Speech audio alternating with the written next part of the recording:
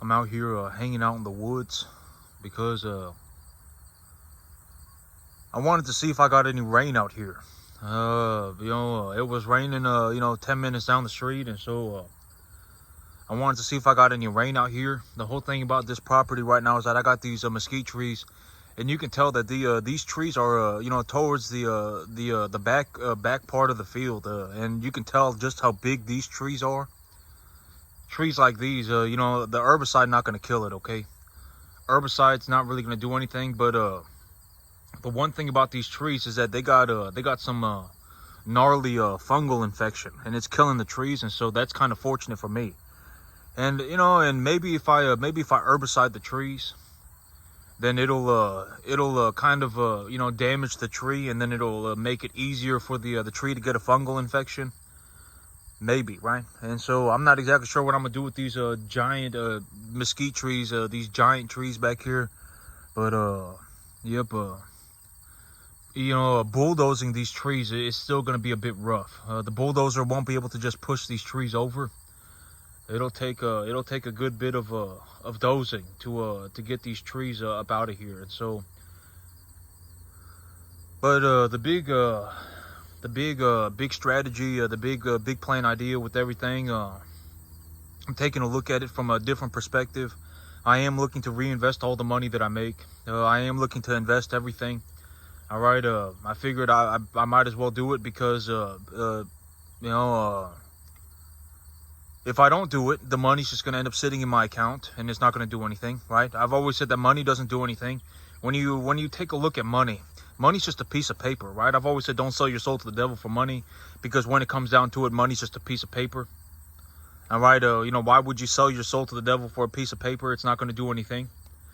And the whole thing about the whole financial situation and everything, and I understand that I make a lot of money.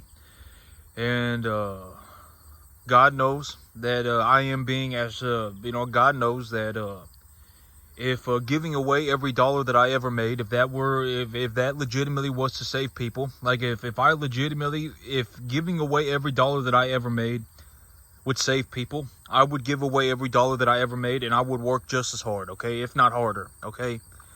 But money does not save people. A lot of times, and this may be kind of whatever, but a lot of people are actually better off without money. A lot of people are better off without money. And I've talked about the people who wait for free pie. And then the malicious people, I've already talked about malicious people too. You got people who wait for free pie. You got legitimate malicious people.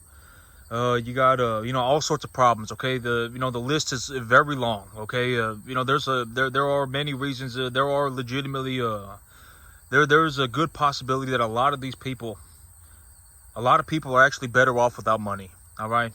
And and I hope that one day you find God, okay? And if not today, if this is the moment that you find God, and then I'm very happy for you. And after a certain point, money does not do anything, okay? Yeah, there's a lot that goes on into it, okay? It's not some singular dimensional thing, all right? And I'm also drinking my coffee. I got a little bit left, so let me take a sip real fast. But next month, I will be herbiciding this field.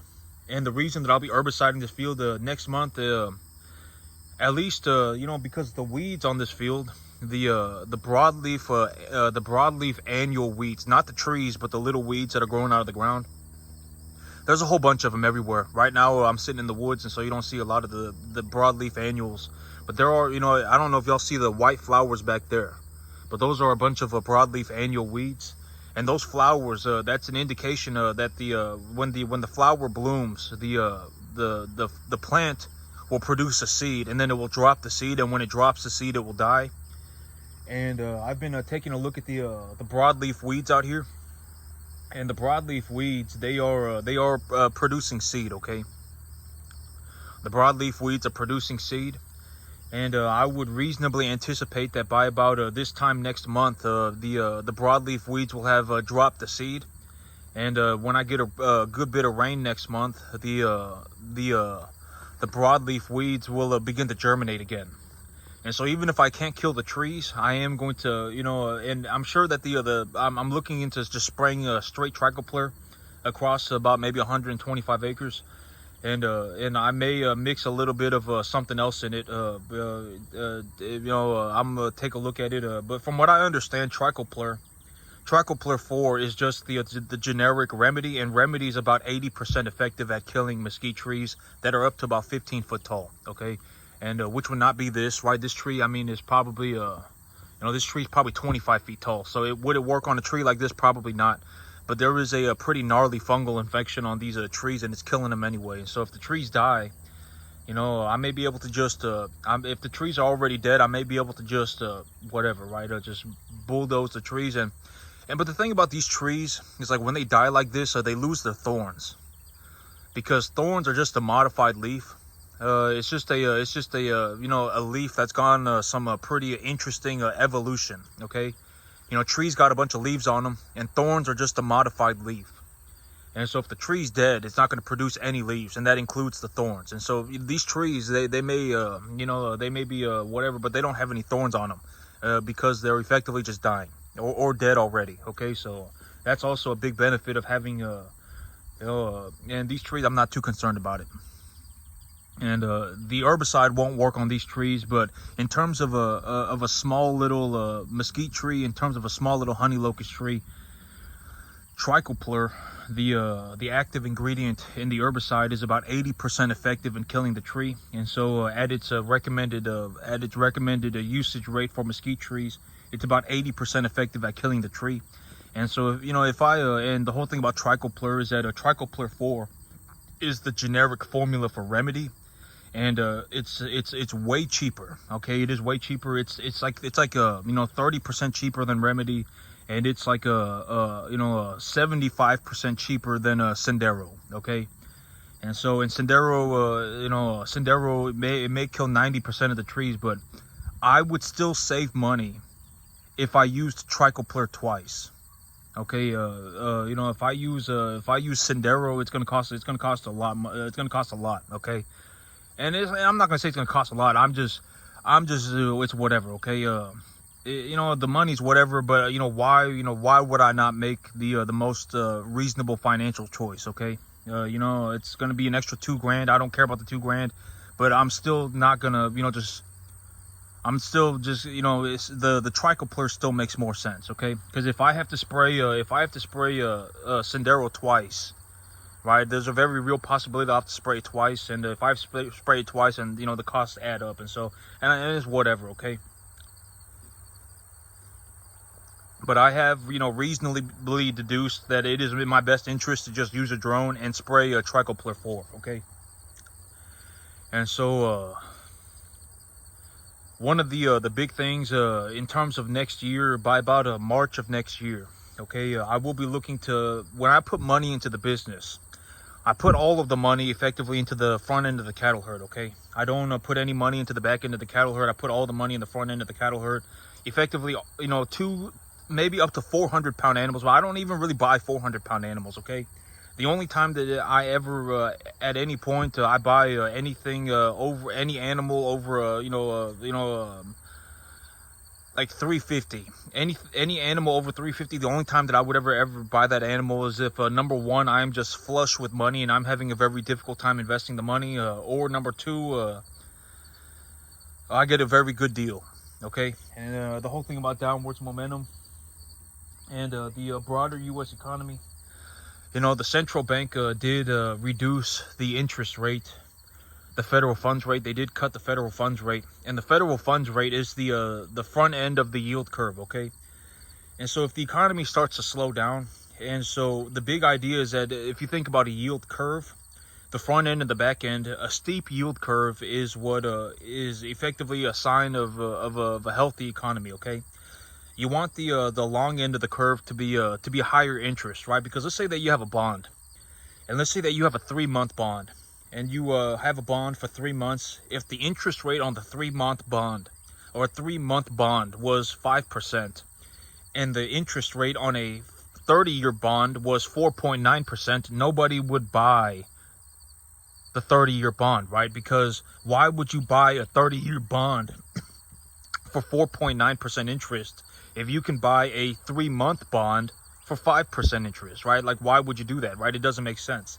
And so the whole idea of the yield curve is that a healthy economy has a steep yield curve. Okay, you really want the long end of the interest, the long end of the bond curve needs to be a higher interest rate than the short end of the bond curve. Okay, and the federal funds rate is the short end of the bond curve. So they're fiddle diddling with the front end of the bond curve. And my whole thing about fiddle diddling with money is it doesn't ever work out. You know, it's a waste of time. Okay, and I've already given my whole 2 cents on the central bank.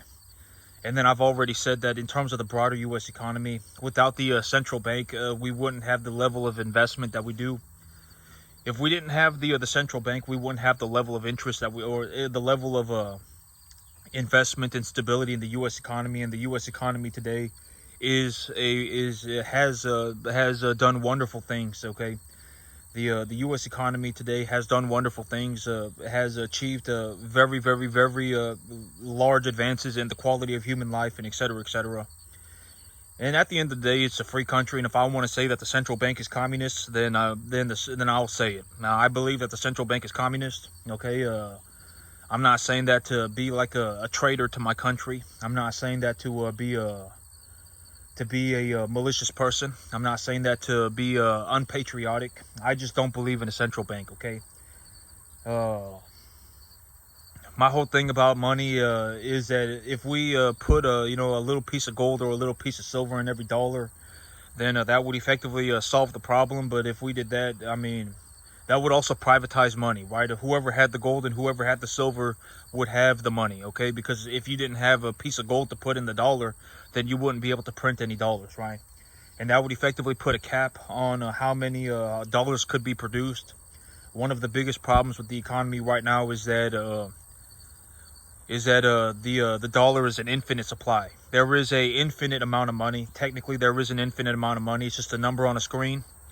It's just a piece of paper. Okay, there is technically an infinite amount of money. But then again, that's my 2 cents on it. Okay, I'm not a dictator. I'm not and it's also not that simple, right? It's also not that simple. There are a lot of moving parts, and it's a major big machine. Okay, but at the end of the day, I'm an American citizen, and if I want to say that, then I can say, I can effectively say whatever I want. Okay, granted that I'm not, and technically, I mean, I can say whatever I want. Technically, okay, it's a right afforded to me by the Constitution, and so I don't particularly believe in the central bank. I do understand that if we did not have the central bank, the stability of the economy would not be where it is. There would not be such a stable foundation for the economy. And the economy today has produced incredible advancements in many aspects. The average quality of the human life is exponentially higher than it was at any point in human history. Okay, we have miraculous, wonderful opportunities everywhere. Okay, the world is just a land of infinite possibilities. All right, it is we did make many advances. Okay. And I'm not a unpatriotic. I'm not a traitor to this country. Okay, I firmly believe that if I was not born in America, I could not have made it. I do very well for myself, and the whole thing about being in the 0.000000001 percentile is that it just is what it is. Okay, when I take a look at it, everybody, almost everybody, not everybody, but and who knows, it might be everybody. But you won't know unless you try, okay? And a majority of people are actually untapped potential. You're either untapped potential or, a majority of people are untapped potential, okay? And you're probably not going to unlock your potential because it is just ingrained into your existence to kick yourself in the dick. All right, it is, okay? And that's why you're never going to unlock your potential. Nobody cares about an opinion. Okay, if you have a bunch of opinions and you have nothing to show for it, right? Then I mean, at some point in your life, you should take a look at your situation and figure that out, okay? If you didn't do anything for anybody but yourself, you're sitting there in your house in your car, and you got your worthless trials and tribulations. Nobody cares, okay? You're gonna die poor, all right? There are a lot of problems, okay? And when I take a look at what I got going on, okay? When I take a look at what I got going on, by about March of next year, I'll probably have to buy myself about 100 acres, okay? And I'm looking into maybe buying myself, for me to legitimately push my business to $2.5 million net a year. I will need, right now I have about 375 acres of land. And I will probably need about,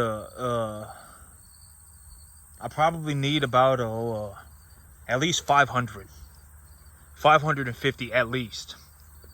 Okay, and I'll need at least 550 acres of land, 500 acres, and I'm sitting on about 375 today. So for me to push my business to $2.5 million net a year, I reasonably anticipate that I'll need about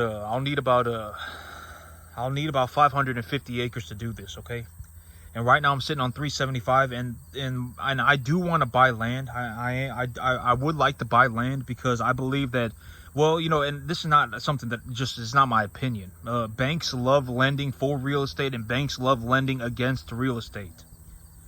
Banks love lending for it, and banks love lending against it.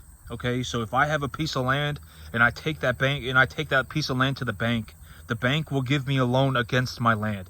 And the loans that you get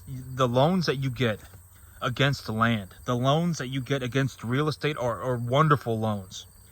They are wonderful loans. I mean, we're talking about 20, 30-year payoff times, and you can get a 30-year loan, you can get a 20-year loan, sometimes you can even get a 40-year loan, sometimes you can even get an interest-only loan. Banks love lending against land, and banks love lending for land, okay? And so, that's one of the big reasons why I'm looking to buy land, okay? Because if I have land on my real estate portfolio, the bank will give me loans for it, and the banks will give me loans against it. And land over the long term, right? The whole thing about the economy, and the whole thing about money, and the whole thing about, when it boils down to it, money's not anything, okay? Money's just a piece of paper. All right, it doesn't matter. It doesn't matter if I had nothing, I could redo everything in 30 seconds, okay? Money doesn't do anything. It's a piece of paper. Money doesn't do anything, okay? It's a piece of paper. All right. If I had nothing, I could redo everything in 30 seconds. That's the thing about it just is what it is. If I had nothing, I could redo everything in 30 seconds, okay? Money doesn't do anything. It's just a piece of paper. And I know that might be whatever coming from me, but because I make so much money, but but I'm just being honest about it, okay? Money does, don't sell your soul to the devil for money. It's a piece of paper. Money doesn't do anything. If I had nothing, I could redo everything in 30 seconds. And so right now I'm sitting on about 375 acres. And for me to push my business to $2.5 million a year net, I reasonably anticipate that I'll need about 550. And I really need a very, very, very good situated preconditioning space. I need to create a good space for the animals, for me to reinvest capital into the front end of the cattle herd, because that's where a majority of my money needs to go, is into the front end of the cattle herd. And then as the cattle grow, I can leverage against the unrealized gain of my herd. And the whole thing about it is, and when I talk about these things, and I give a reasonable estimate for what I will accomplish, but the thing is that, the whole thing about, investing into a business, and I'm not asking for anybody to invest in my business. If anything, I'm telling you to keep your money to yourself, and I don't want money from anybody. Trust me, I don't care if you died, okay? Legitimately, I'm not asking for money from anybody. All right, I make plenty of money. If I legitimately needed more money, I would just farm more land. All right, I'm not going to go on a magical journey There is one opportunity to invest in my business, and that is if you lease me land. If you lease me land, right, I will farm your land, and then I will give you a 10% of what I make on that land. And I will probably end up paying out bonuses this year too. I will pay out bonuses more than likely. I thought about this, and I'll probably end up paying out bonuses. But there is one opportunity to invest in my business, and that is to lease me your land. When it comes down to it, I'm not asking anybody for money. I don't want money from anybody. I don't care if you died. Okay. I'm not. The whole thing about it. I don't care if you died, but I don't want you to die. That's a different thing. Unless you're doing something horrible. Like if you're legitimately out there doing something horrible, like shooting innocent people, or if you're if you're doing something horrible, okay, like if you're legitimately doing horrible, then I hope you get kicked in the dick, and then I hope you get shot in the head, okay. If you're blowing up babies, if you're shooting innocent people, okay, I'm not gonna say, if you're just going around doing horrible, malicious things, I hope you get kicked in the dick, and then I hope you get shot in the head, okay. But I'm not sitting here. If anything, the average person, to me, the average person is not a saint, but the average person is also a massive possibility of untapped potential. I believe I believe in the average person. All right, I don't believe that the average person is some kind of a lizard. Okay, I don't think that the average person is a lizard. I don't think the average person should just be given food and water and a rock to sleep under, and that's all they should be. I believe in equal opportunity. I don't believe that the average person is a lizard. Okay, I believe in equal opportunity. I don't believe in giving everybody free pie. I don't believe in giving anybody free pie unless you're legitimately mentally handicapped. If you're mentally handicapped, if you're physically legitimately handicapped, like you're paralyzed or something like that, you had a stroke and now you're paralyzed, or you're mentally handicapped or something, then you should be looked after. That's what I think. I think that if you're legitimately incapable of fending for yourself, and it's nothing to do with your choices, if you're just incapable of fending for yourself, maybe you're paralyzed, maybe you're mentally handicapped, you're an infant, that's another one, right? Then you should be cared for.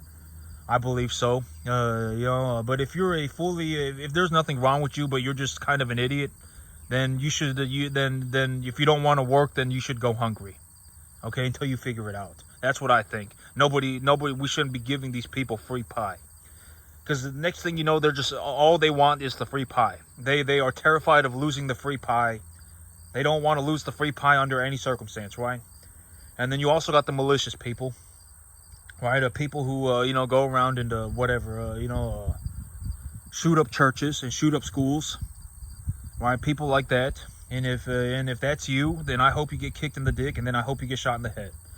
Okay, I hope that, and I'm not being a malicious person. Okay, I'm not being a horrible person. It just, it is what it is. Okay, I'm not a saint, and I'm also not a horrible person. I would hope not. Okay, I keep my peace with God. I'm not a malicious person, and God knows it. Okay, and so, for me to push my business to about $2.5 million a year, I do reasonably, and I actually do want to put land on my real estate, or I do want to put real estate on my investment portfolio. Okay, I am looking to put land on my real estate on my investment portfolio, and the reason I'm looking to do that is because I believe that the banks will give me good loans against it, and I need land. Okay, I am looking to build out a very, very, very neat preconditioning facility.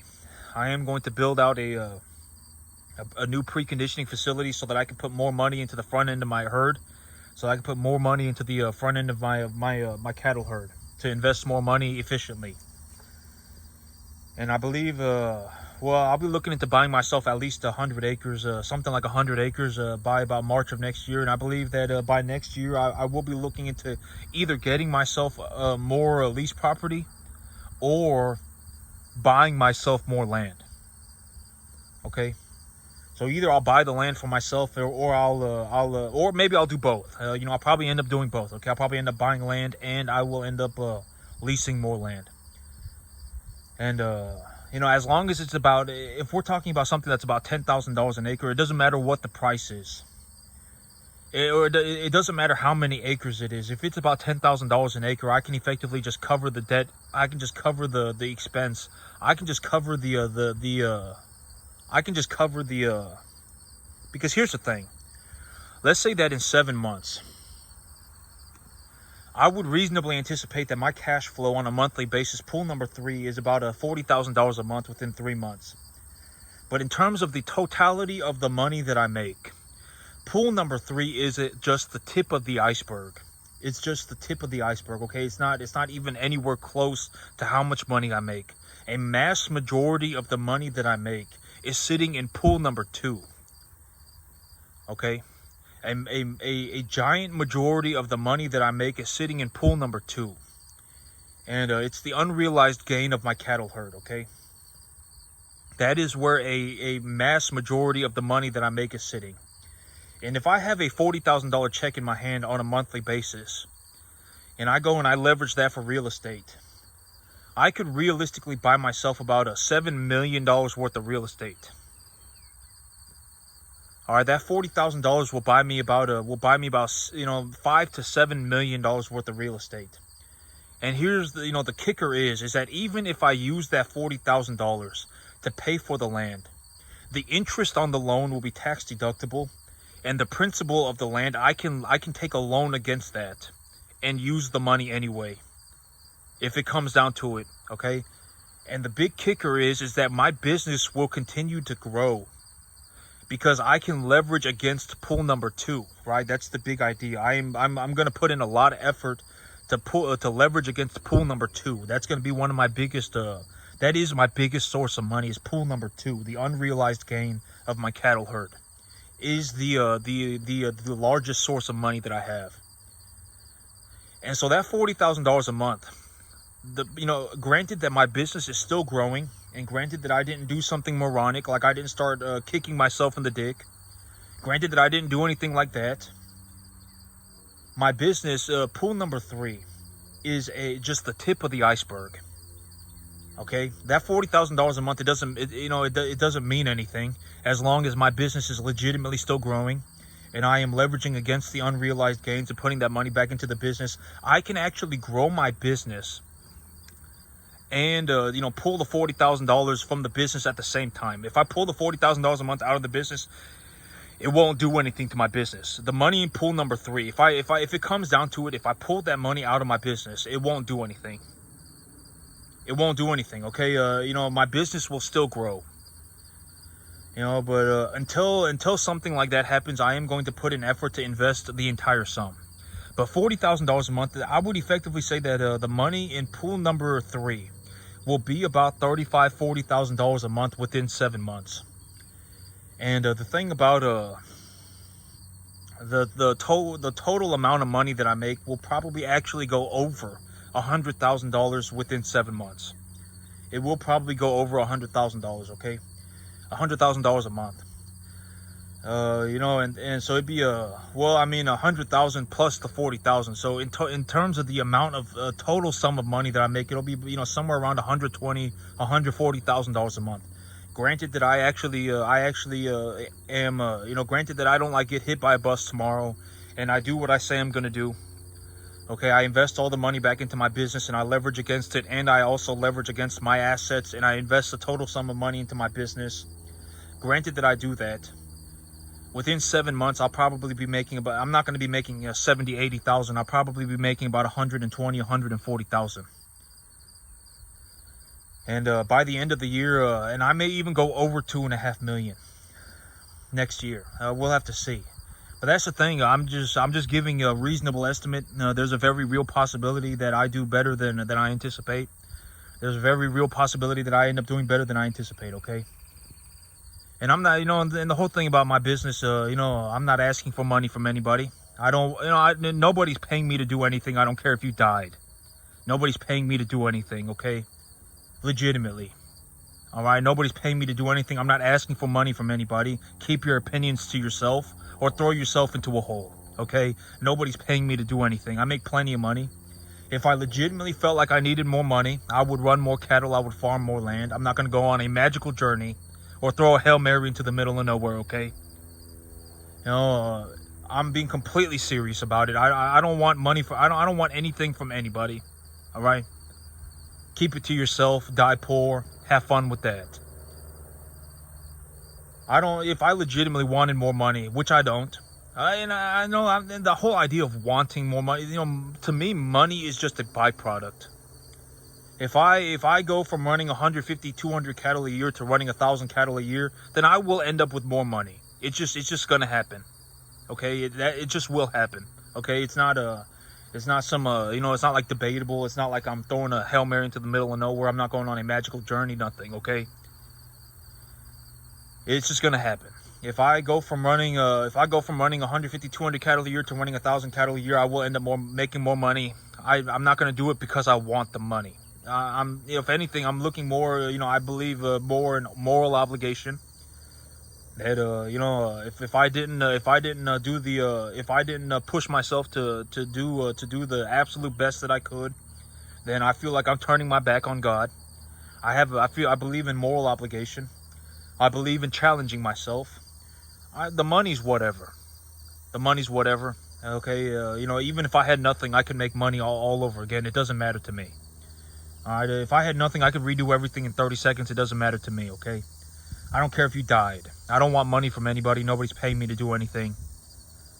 All right, and I'm being completely serious about it. Like I'm not being like a doofus about it. I'm not being a moron about it. I'm being completely serious. You know, I don't want, you know, keep it to yourself. I don't care if you're gonna offer me $500 million.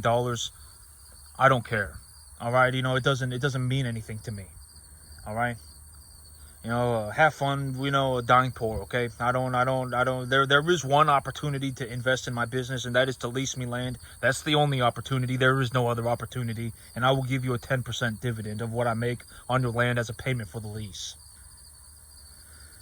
And next year, I will be looking into buying myself probably about 250 acres. I'll be looking to buying myself about 200 acres next year, something like that. I may end up buying more. The whole thing about this is that I need at least 200 more acres, okay?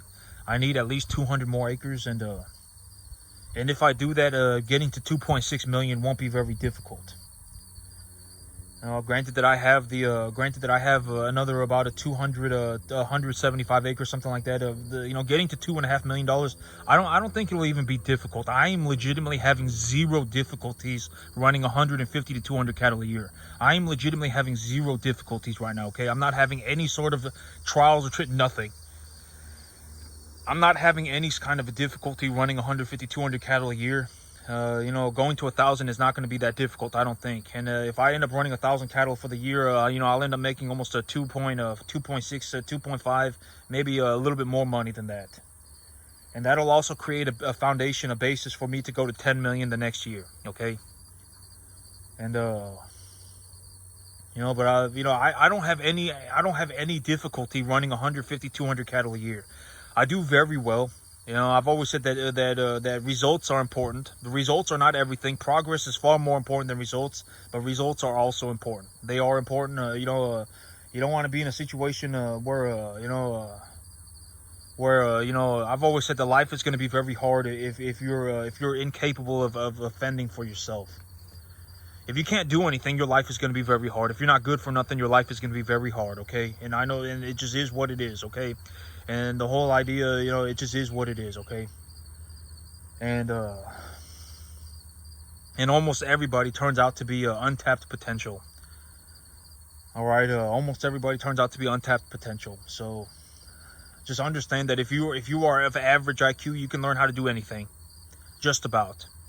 Are you going to be the most creative, most inventive person? No, but you can learn how to do it. You can learn how to do anything. Are you going to be the most, you know, creative, ingenuitive person? No, you're probably not going to be, but you can do anything, just about. You know, anything that requires a brain. All right, you know, like if you legitimately wanted to learn how to farm, and you were 80 IQ, you could learn how to do it. All right, but if you go and you ask somebody who has no idea what they're doing, what you should be doing, then you'll end up just like them. Okay. Results are, everything that I do, nothing that I do is incredibly complicated. Okay, it takes a long time, right? The whole idea of learning how to grow grass, and then learning how to run a business, and then learning how to, run cattle, and then being able to do that all at the same time dynamically. It takes a long time. It takes a long time to learn how to do this stuff, unless you are extremely intelligent. And I've used my life as an example.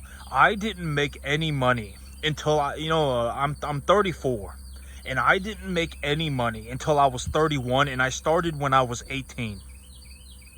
Just think about that for a minute. I'm 34 years old. I didn't make any money doing this until I was 31, and even when I was 31, I was making doing in the farming business. Maybe I was starting to break even. I put $20,000 into the business, and I got my $20,000 back. That's where I was. And then by the time I was 32, maybe I was making $4,000 or $5,000 a month. By the time I was 33, maybe I was making But here's the thing: I actually turned 34 yesterday. Yesterday was my birthday. Yesterday was my birthday. And so when I was 32, I made $7,000 a month, $10,000 a month. When I was 33, maybe I made $40,000 a month. But this year of my life, when I'm 34, I will probably end up making like $250,000 a month, maybe even more. I'm not exactly sure where I'm going to end up, but this thing is going to get pretty gnarly pretty fast. All right, leveraging against pull number 2, stabilizing, getting more assets on my portfolio to leverage against, and all this stuff. This is gonna get pretty gnarly pretty fast.